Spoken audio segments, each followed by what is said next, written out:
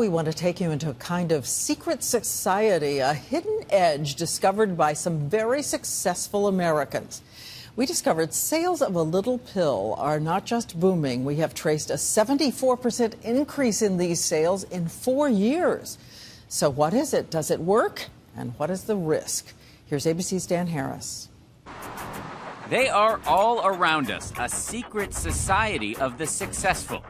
The lobbyist who wakes up at 5 for 2 full workouts before work. It's amazing. I just don't get it why more people don't know about it.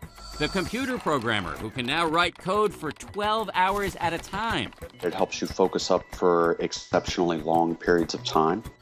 And the brain researcher finding connections nobody else is seeing. It's just a clear day. The fog isn't there. And they all say they owe it to this drug, Provigil. It's only approved for narcolepsy, sleep apnea, or for people who work irregular hours. But many people are now taking it for an off-label use to boost energy and focus. The drug, which excites the mind so much it's been nicknamed Viagra for the brain, is quietly being used by military pilots, pro athletes, and pro poker players. On the internet, there are hundreds of sites evangelizing for Provigil, explaining how to get your doctor to prescribe it to you or how to get it without a prescription. In fact, there is literally one site called buyprovigilwithoutprescription.com. Many Provigil users are secretive, but not Dave Asprey, a successful executive who often wakes up at 4:45, pops a pill, makes breakfast for the kids. There you go. And also flies all over the world as VP of a billion-dollar internet security firm.